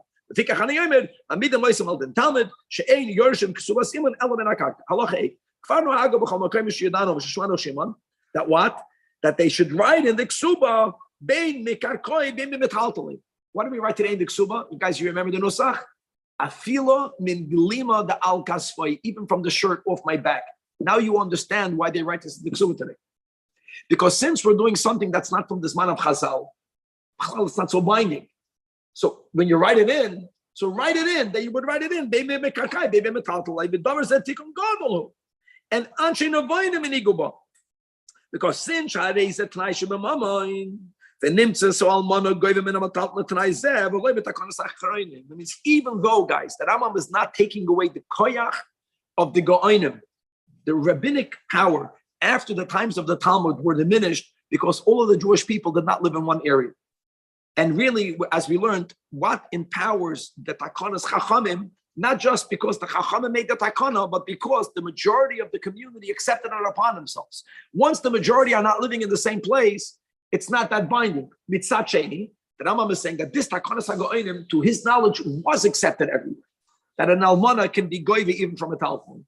But still, it was not done at the times of Chazal. So the best thing is, write it explicitly in the Ksuba. Beautiful. Halacha test. They didn't write in this clause. So I guess, if the husband knew, because he learns Rambam, so he knows now that the Go'ainim were Masakin, that even a man who doesn't own real estate, the chiyuv of the Ksuba goes on to his movable items. Then she can collect it. But the imlav, if the husband didn't know about it, or if we don't know what the husband knew, he didn't go to the Shir Rambam. Because learning Gemara, you're not going to know this from the Gemara. The Mesiash Rabbi Zaharbe. She'ein koyach b'takonas hago'ainim lodim ba'af al pi shelo in parsha kedin Tanai Ksuba she'ein takonas hasanhedrin hagdoila ad shenoitzi mamen min hayarshin. The Rambam is really hesitant to halacha l'maisa collect money if it's not from Chazal. Halacha yud. So the solution is write it in the Ksuba, and that's the way we do it. For oy tiknu hachachamim sheyu kol nichsei haba'al achroin va'arboin l'Ksuba. Afilu, if the Ksuba is only a mana, which means he married a Ba'ula, the Yesh le Karka, alafim zehuvim, big takana. Imagine if he owns the minimum amount of a Ksuba. He didn't add anything, he wish he was a Ba'ula. The guy owns $1 billion of real estate. All of the real estate is linked to that debt. And therefore, the Chol sheyimkar achar anisoyim in a chasav. At the end of the day, Yesh, after he passes away, if she's still alive, Yesh law either when there's a divorce or if he predeceases her. In other words, you don't designate an apoitike for the ksuba. All of his possessions, Bisman Chazal Karka, is leaned, even though his possessions is worth $1 million more money than the ksuba. Only the titroiv, like titroiv elo b'shwa, the nekitas chayfetz, kedin kol bali chayves. In other words, whenever you collect it from a purchaser, there is an oath. And why did they do that? In other words, the fact that she has a lien on all of his property, it makes his obligation more serious. Halacha Yudal. It's very clear. She can only take the property from the people that bought it if he's not remaining with anything else. Very good. If he still has something, she has to go to him. She can't. Correct. But once she can go, then he cannot tell her, no, I designated that house for your ksuba. He can't do that. All of his property is linked. So she can go to whichever property she wants. Say, I want my share from that. If I'm not mistaken, it could be that if he didn't sell it at the same time, could be it goes like the din of the lakuchas. That if he sold, it goes up to the last then it goes up to the last one, but it goes to whichever one that is. Halacha Yudalat Kishmashbiin Bezdin. Oy Hayoshem es Almanik Shtarlik was Ksuba ein Mashbiin Oysa Ella Chutz LeBezdin. Chutz Beis Din makes the shvua less serious, halachically. Mipnei shebati dinim ha'inim noimel hashbiyah. In other words, a woman, the Gemara says in Gittin, many times will be moida heter al atzma, that I have the right to take certain articles because I helped the kid so much, even after he passed away. And therefore, based on one hand is chayish, that she, in her mind, thinks she's taking an emissary oath. She took other pieces of movables. She thought that is oath to her. And if you take a false oath, you're penalized. So the solution is make her swear out of basin, which means that if she's swearing halachically falsely, she won't be punished as much. So basin won't be afraid to make her take an oath, even though they're going to tell her, listen, if you took other monies and you think it's oath to you, let us know. If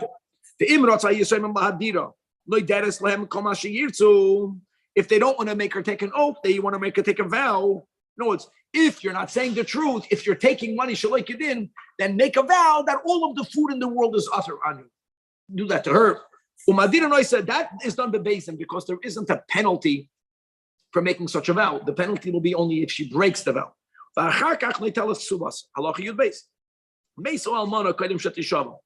Since there is this rabbinic oath that she has to make, the almana, prior to receiving her ksuba, she passed away. She has heirs, and they can't take the oath. They don't know. Another thing, if she married someone else prior to taking the oath, then she doesn't lose her right to the ksuba. Right? She doesn't get the mezainis, but the ksuba she gets. Then her tell us calls mansha tirtza. Aval eino nederes v'netella, the medium of the Yershim telling her make a vow. That's not valid because now that she's married, as we just learned yesterday in Parshas Matos, she can make a vow, and the husband will be mevatel the vow, and she can do it falsely. Halacha Yud Gimel. If a man, I go back. If a man did make an apoitika, if he designated land for her, if he clearly specified where that property is by specifying all of the boundaries, you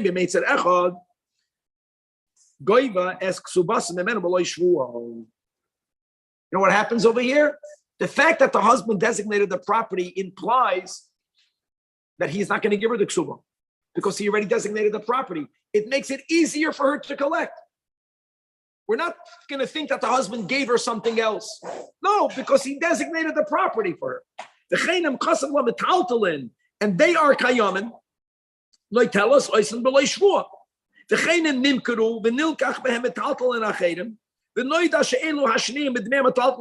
she takes the new movables. Me beloy shvua halacha yud gimel. He didn't specify metaltal. He specified which metaltal. Yeah, he specified which metaltal. The moment he designates an item for the ksuba, it gives her more power to collect it because we're not chayish that he paid her prior. Halacha yud dalot. Now there's something called your poigim ashtar. Here it's going to be a poigim biksuvasa, which means that you begin to admit that you don't own all of it. If a woman is poigim or ksuba, as the Rambam will explain, then loisi para ella b'shvua. Then she will always have to take an oath. Ketza. She is by elav zuz. The ksuba demands of him to pay 1,000 zuz, guys. It's because of the tosefes ksuba. Habal oimer niskabel hakoil. The husband says, "I already gave you the whole 1,000," right? Even though she has it. He oimeres loy niskabalti elakach v'kach. I used to owe me 500. Afilu yesh oleh edim b'miksa shenatla. Even if we can know that she received some of it, afilu digdeka b'cheshbon mashenatla b'chatzi pruta. So l'chayda, you can argue edim saw him count it out, and they only saw him count out half. Now leitita lashar ela b'shvur halacha tezva. What's the moment if she would say, "You paid me none of it"? Obviously, if he doesn't have edim, so we just learned that the moment a person designates an item for the ksuba, she gets it without a shvua. The moment she's moida, she got some of it. Now she has to swear she didn't get the rest of it. Halacha tezva. Amar abal niskabla hakoil. V'yomeres lo niskabalti klum. But the aid echad meyed oleh sheniskabel hakoil b'ksas. So here also, that's called a pegam, and lo tipara ela b'shvua. Halacha tezayin. Hanifra'as shaloi b'fanav. The rule is always loisi para ela b'shvua ketzer. Hanei shegerish yishiste v'halachloi. So the din is based in Yardul and Chasav Achashet Ishava Umagbin Isaac Suva. that it's hard for the basin to notify the ex-husband. But if the husband is nearby, we always prefer not to go into someone's property without his knowledge. And if he doesn't come, because you never know what he's going to claim. On the May's pond of the pay balchayvay. Maybe if he'll be here and he's going to say, I paid you that, I gave you that brooch, I gave you that piece of jewelry for your ksuba, she'll be moida. But if he doesn't come, then she takes an oath. Another day, a woman who is not poigam. Poigam means you are right. You claim you paid all of it. You paid some of it. If she diminishes her ksuba, will explain what that means. Then the fras will leave shvuah. Ketzad, what's poicheses? And again, he says, "Niskabla hakoil." He oimeres chevre loy niskabalti klum. I got nothing, but I'm moida that even though you wrote 1,000 zuz, really it was only 500 from the outset. The Eli elachamish meyos. See, it's a big difference, guys. If there's a document that says that the husband owes her 1,000, and she is moida that he paid her part, that's a pagam. So then she has to take an oath to get the rest. Here, she's saying, you gave me nothing. You gave me nothing. He said, I gave you it all. You gave me nothing. I have to be moida that when you wrote me the document, it was really, we knew that you're being machayev yourself 500. We wanted for people under the chuppah to say, wow, 1,000. But it was never that. It's called the shtar amana. It was a shtar that there was a trust between us for the truth. You trusted me that I'm not going to collect more than 500. Then, even below the it's not as bad as a pegam.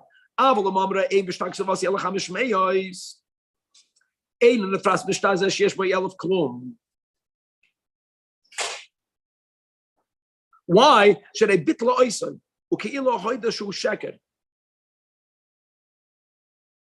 She doesn't describe it as an amana. She doesn't describe it as an amana. She says, no, the ksubas for 500, which means that this document is a fake document. So there's no document at all. Okay. And by the way, what happens if and now what is he saying? He's saying that he paid her. The only reason why she can collect this if she has a document. She's basically saying this is not the document. So then he's not chayiv to pay her, but he has to make a rabbinic oath that he doesn't owe her benefit.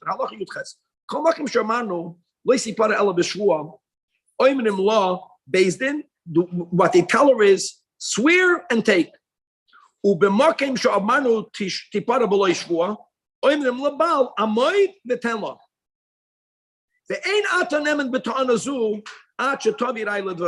what happens. If the husband himself is demanding of her, even in a case where she doesn't have to swear, if the husband is demanding an oath, then they tell her Hishava Utli. And guys, we're going to learn a lot more about this in Hilchas Malva B'Loy, but these are the rules. Another thing, if she from the outside made a stipulation, or that she should be believed to claim whatever she's going to claim. That was what they agreed to, my friends. If we can prove that, then she gets to collect without a shua. Not from him, just because they made such a stipulation, because the father has no right to make this type of stipulation against his children. If originally she made it tonight, they specified the Yarshav. Al Yarshav, then fine. If that was lechatchila,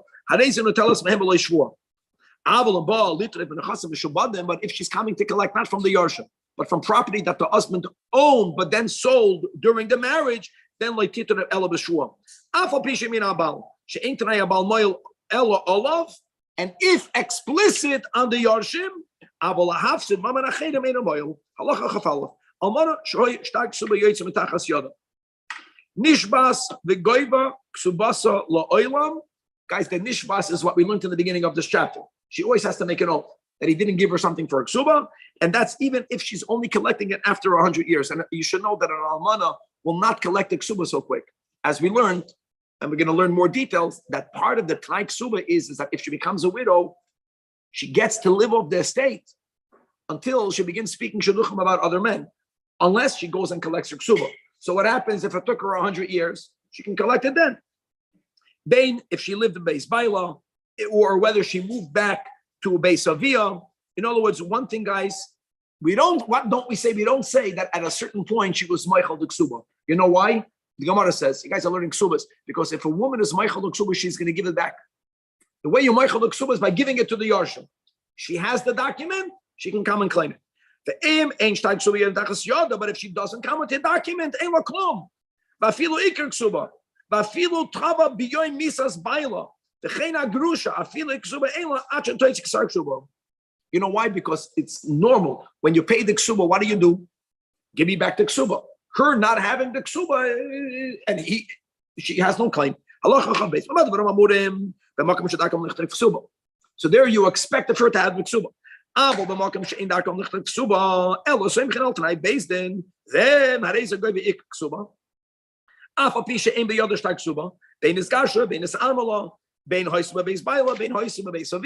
but the Tosefes ain't la b'chol makom ela b'raya berura. The guys nowadays, every woman has a ksuba written, and by the Sfardim or other people that want to write Tosefes, they write it in the ksuba. By the way, we all have a Tosefes ksuba. All of us have it in there. But the standard. But many people add money, and for that she has to have the document.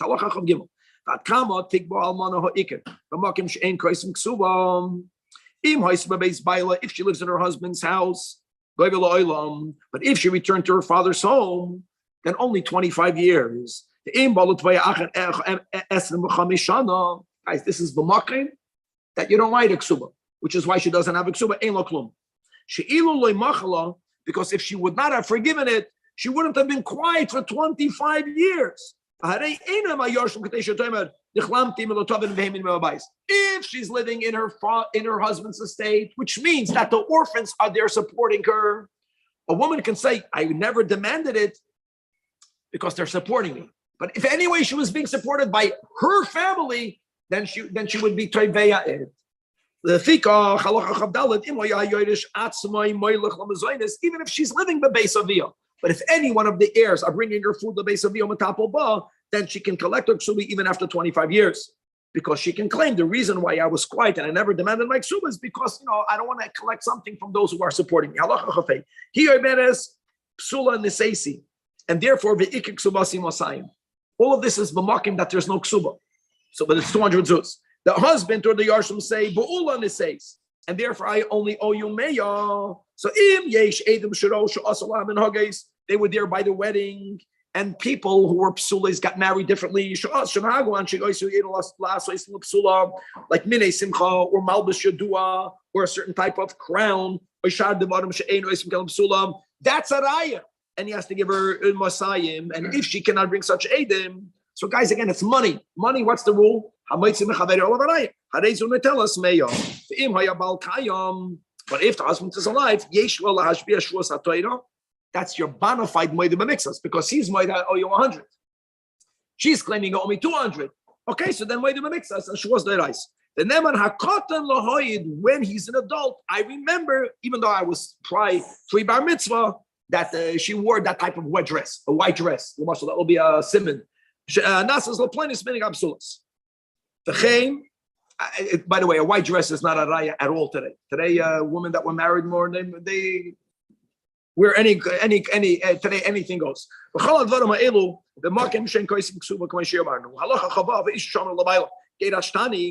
Another thing, guys, a woman tells her husband, "Oh, you already divorced me." So the rule is, the moment she says it to her husband's face, we believe her.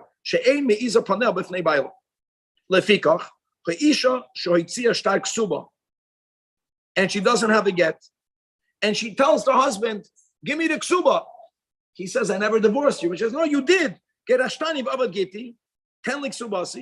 Even though he's saying, "I did not divorce you," he's chayiv to give her the ikar ksuba. Avol, he doesn't have to give her the tesefes. Or she brings a get with the ksuba. The husband admits, yeah, kain hoya. Geirashti. Vinosati kolak ksuba. I already gave you. Ikir v'tesefes. Rabbi, isn't the get ripped up? She doesn't have a get to bring anymore. So today, very good tzemach. Today she'll have the shtar bezdin. Adim. No. The The bezdin gives every woman a document. Maisa bezdin. They give her a document that you were divorced on this and this day. That's equivalent to the get. And 1 second, I paid you the ksuba. When I paid you the ksuba, I asked you back for your ksuba. You told me you don't have it, so I asked you to give a receipt. You wrote me a receipt, and I lost my receipt. So he's believed regarding the Tosefes. You understand? She's only believed because of Ein Isha Me'izah Panel for the Iker. But for the Tosefes, you need a Rai Berudo, and therefore Mashmiyam and Kippah Chayfetz, and he only gives her the Iker, the Nishbo who Shvuas Esses ala Tosefes, and he doesn't pay her the Tosefes. Love it. That's beauty. The beauty in halach. So like Palginan over here. Halacha chavches koyach. Hoitzia get the ein biyod shtar ksuba. She pulls out a get, but she doesn't have a ksuba. So here again. Im derech hoysa makom shalich ksuba. Then she gets the ikar ksuba beget shubiyada. But the im darkom lichtiv ksuba. Afilu ikar eilam. Because we say that he paid her already. Achotoitzi shtar ksuba kamay shubiyad. Nishba abal shvos esses altanasa. And he is completely freed. The marking that there's a ksuba. She gets 2 ksubas. What happens? It's going to get fun now. Both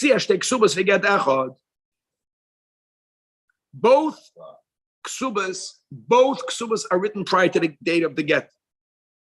Then eino goiva ella ksuba achas, because what we say is both ksubas were written during the marriage. He rewrote a new ksuba. Which one of the two? So I guess if both of them are of the same amount, then bitla achreina eserishayna. Now, why would you write another ksuba, guys, if it's for the same amount? I'll tell you why. Because his real estate is linked to the ksuba. He sold the property to his friend. She was Michael. As long as there is a ksuba, he wants to write a new ksuba, so the chiyuv should only begin from the later date. It's letting the earlier lekuchas off. If she was Maida, that's fine.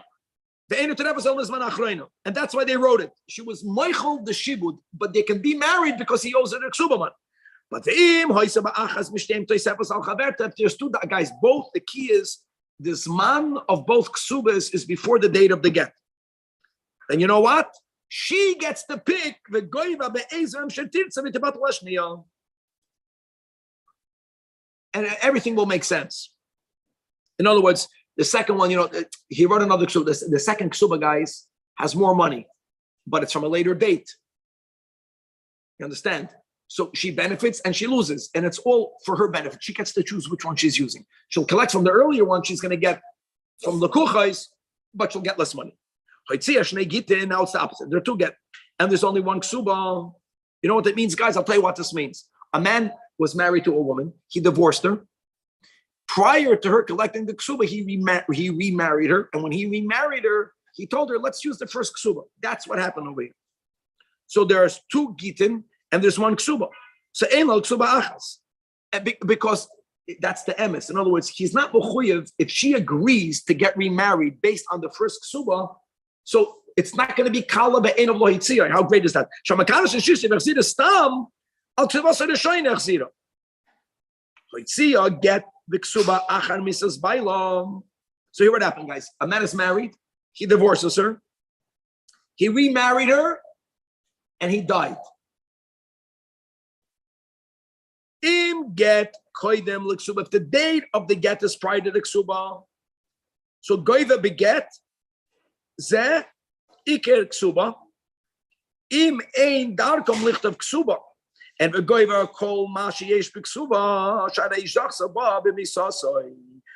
the im ksuba kedama says I get. What does that prove? This proves that when they got married again, no ksuba is written, then ein ksuba achas. Because here we say, in other words, from the dates you can figure out whether there was another ksuba, whether it was the same ksuba. Final halacha lamed aleph, ve'ishon lemenes loimen meis bailu. Another din. Just like if a woman tells her husband in his face, "You divorced me." As far as the ikir ksuba is concerned, we believe he gave her a get. If a woman comes and tells Beis Din, Meis Bailey, we believe her and she's allowed to get married as well in Luchas Gerushin. That's a very big wow. But what do we say? Mitoich. What's the lashon, Danny? Mitoich achumra shechmat Allah b'soifa.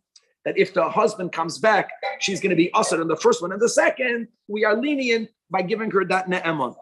Now, let's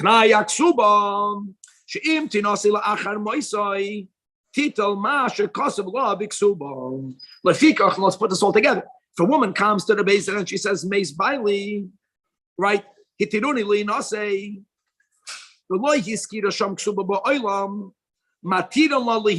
and automatically they make her take an oath. What was the oath? The oath that we began today's chapter with. That's called a shvuas almana. What's the shvuas almana, guys? Just repeat that. That my husband did not leave anything with me. An oath that I was not moichel de ksuba, and she gets her ksuba, even though she never claimed her ksuba. However, above Amna Meis Baili, and she says to Nuli Ksubasi, you know what happens? That ruins it. Then Afli Nosei Matira Noisa. Because now we're choyish that the whole claim was for money. Sha'aliske Yatsuba Ba'a. And therefore, Vareze Bechaska Shalei Meis. The ain't that Ali Nosei, Elim Diksuba Mechayim Bolvad. Gavalt. Baba Amna Meis Baili. And Hatiru Lihi Nosei, she says both. Allow me to get married and give me my ksuba. What did she mention first? To get married. Because we say twice lashon rishon, and that's her main claim. But she comes to basin. My husband died. Give me my ksuba and let me marry someone else. So look what they do. They allow her to get married, but they don't give her the ksuba. However, the im tafsa ain't waiting me yada. God willing to be continued. All of these are submitted. She wants to line the line. She grabs her money of Ksuba. Yep. Then we can't take it away from her. Because don't forget the shmuli that she can come over here. She can say my husband died.